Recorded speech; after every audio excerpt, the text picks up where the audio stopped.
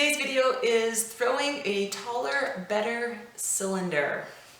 So I've got 1.5 pounds of clay here, slightly dampened wheel head, throw her down there, pat, pat, pat. Now this is demo number 2. So you'll also find the basics of throwing, and that's for making just a basic cylinder. And that's a really good warm-up. Practice that. Once you can center, open, widen, and stretch, after you've done that a few times, you might be starting to wonder how you can get your cylinders taller and narrower. How do you keep them from flaring outwards? And so this demonstration introduces collaring, like a dog wears, collar. So collaring is like the big game changer to really start to get the shapes you envision into your clay. You know, when we're first learning, the first few times when we throw cylinders, we might be making pencil holders and change dishes. And once you can make a taller, better cylinder, then you can start making mugs and vases and pitchers. Okay, so I've centered my clay. Next, I'm going to make an opening. 3/4 speed. Middle finger drives straight down. Index finger is in there like a brace to keep it from wobbling. And left hand is just bracing, keeping the clay from wiggling. I'm going to consolidate the rim because you don't want anything thin and pointy and wet, because that makes the clay saturated and takes away the workability. You can measure. I've got somewhere between 0.5 centimeter and 1 centimeter there, 1/4 inch, 1/2 inch. Okay, that's good. If you can always go deeper, but you can't bring it back up without the risk of cracking. So we're going to call that deep enough, and we're going to do step 3, widen. Left hand's cupped and bracing, middle finger's inside. Instead of pressing down, now I'm pulling back. And because I'm making a cylinder, I want to come back parallel to the floor, forming a flat bottom. The taller you want your cylinder to be, the narrower you're going to make your interior base. Okay, so now I'm compressing the bottom. I don't know if you're going to be able to see inside. So don't do this, but I'm going to open that just so you can see what the bottom of it looks like. Don't do that. There's no need. But can you see now? You can really see compress the bottom. And so this is preventing S-cracks. I'm moving my fingertip 1 millimeter at a time, like a needle on a record player, back and forth across the bottom of the pot. Say from the center to say 3 o'clock, if that's a clock face. And I'm going to firm up that corner there and make that a nice 90-degree corner in there. So keep doing that until that you feel like the bottom is really smooth and flat and even. So when you're washing your coffee mug, there's not grooves in the bottom where the cream and coffee are getting stuck. Okay, now look away. That's back where we were. Okay, so normally you don't have to open it like that, like I did. I just moved it so that you could see the bottom. All right, good, compressed. And you saw me do this, consolidate the rim. That looks like this. And you're going to do that before, after, between every other move you do. Keeps this top lip round, and it keeps this edge or this profile smooth and clean and dry. Okay. Next up, here we go. We're going to stretch. So, fingertips make contact with the clay around 3 o'clock, if it's a clock face. Middle fingertip on the outside is touching the wheel head and the clay. Inside, you're right in that 90-degree corner that you just formed. Heels of your hands are touching, and elbows are braced on your body. So you're steady, right? Good stable form, loose floppy form.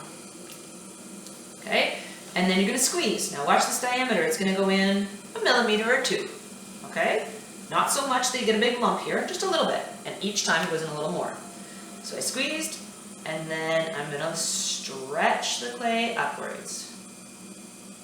Speeds around 1/4 or so. As the clay gets thinner, just go slower and follow through all the way to the top. So start at the bottom, go to the top. Slow, steady movements. Gently take your hands away. Consolidate your rim. Okay. You might have heard me say before, shiny but no puddles, so anytime there's extra water in there, stop that out so it doesn't make your clay too slippery and wet. Okay, you can go like that before any move. Stretch your collar just so there's not extra clay stuck at the bottom. That's a nice 90-degree angle so you can get a good grip. And now here's your new move. We're going to collar. So your thumbs are together at the bottom back. They're touching the wheel head and they're touching the clay. And your two middle fingers are going to cup around the clay and make contact between the wheel head and the clay. Okay? Index fingers touch the clay. They don't need to be floating out here, but they're not really squeezing. So you have 3 points of contact right at the base, and you're going to squeeze. So you go in 1 millimeter or 2.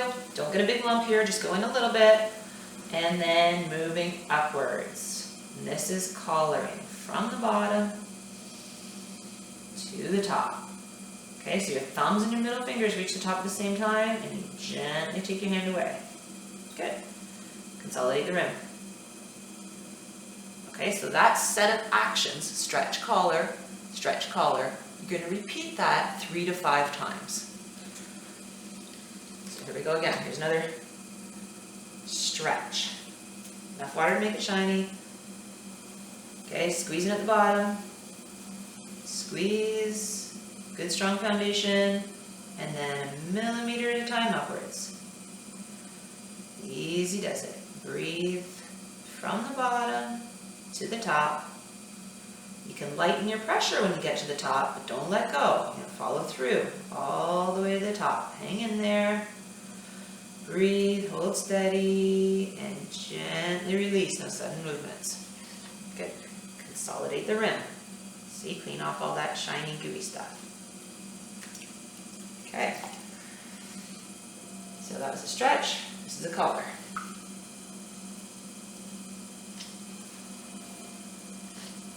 Thumbs together, bottom back, 1 point of contact because they're touching.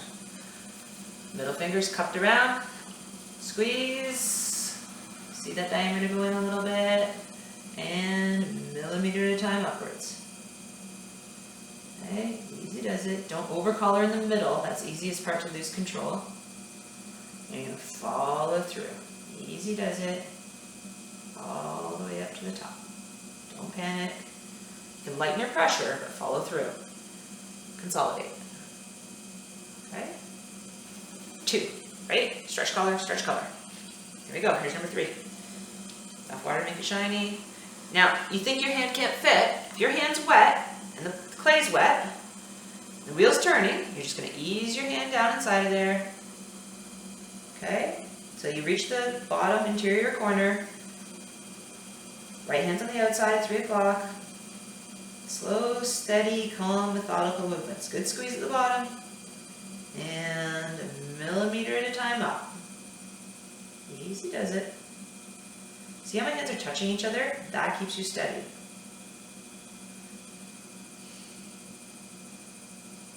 Easy does it. Follow through. Good. Consolidate the rim.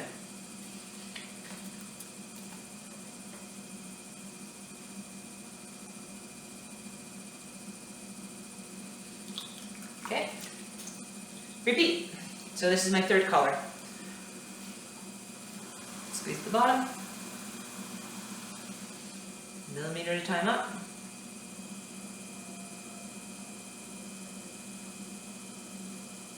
Don't panic. Follow through.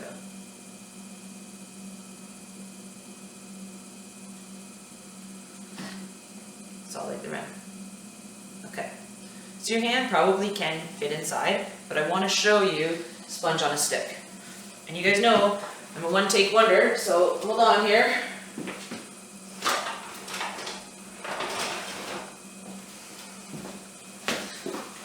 There we go. Sponge on a stick, okay? One day I'll learn to edit. For today, here we are. Okay, so sponge is wet, wheel's turning. You just use it like an extension of your finger. Get it down to the bottom, okay? And you're going to do a pull or a stretch where you squeeze the clay from the bottom. Ooh, hang in there. You lose control, slow down to the top. And then when you think you can reach, set that guy down because it's easier to use your hand. From the bottom to the top. Okay, now you can see this is starting to shape up into a vase or something, right? I'm going to do another video where I talk about making a more defined shape. Today we just want to talk about getting taller and narrower. One thing though I did want to show you before I go is sometimes you get to the top and something funky happens, right? Or it's a little bit uneven. So you have to learn how to cut the rim. Cutting the rim is not some fix-up cheater step that you need to feel like a failure for doing. Cutting the rim is a part of throwing, and you're going to do it so that your tops stay even and level and straight. Okay? So find the flaw, spin the wheel pretty slow, say 1/4 speed, and go below the flaw so you can cut off a whole ring of clay. You're going to hold the pin parallel to the floor. This angle in here is a 45, right? Not like this, not like this. And your opposite index is going to rest inside so you can feel when you come through. You're going to draw a line. You're not going to push it all through in one go. You're just going to push it through until it's riding on your fingertip. Don't panic. Lift away. Just like that. And then consolidate your rim so it doesn't look like a cut, angular, metallic thing. Done. Okay? That could be done. I mean, you could do it again. Color stretch, color stretch. You always want to end on a stretch, because when you color, it kind of torques the inside of the clay. It makes a twist in there. And so when it fires, it untwists a little bit and it never looks quite as, just doesn't look quite right. So always end on a stretch.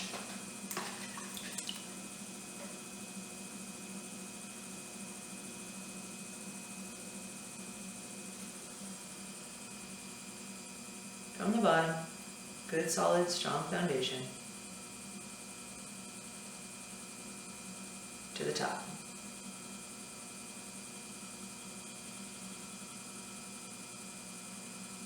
And breathe. Now I can reach with my fingertips so my hands can be connected from the bottom to the top. Done. And I'm going to end there because I don't want to make it too long, and I'm going to do another one a different day about shaping and making more defined shapes. You can see this would be like a bud vase, for example.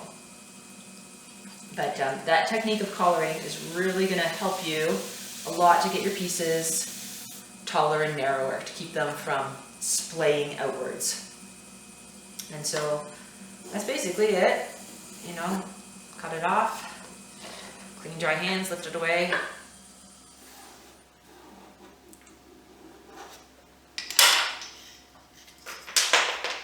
Just like that. Yay! So, thanks for watching. Tell your friends. Sign up for a class. Have a great day.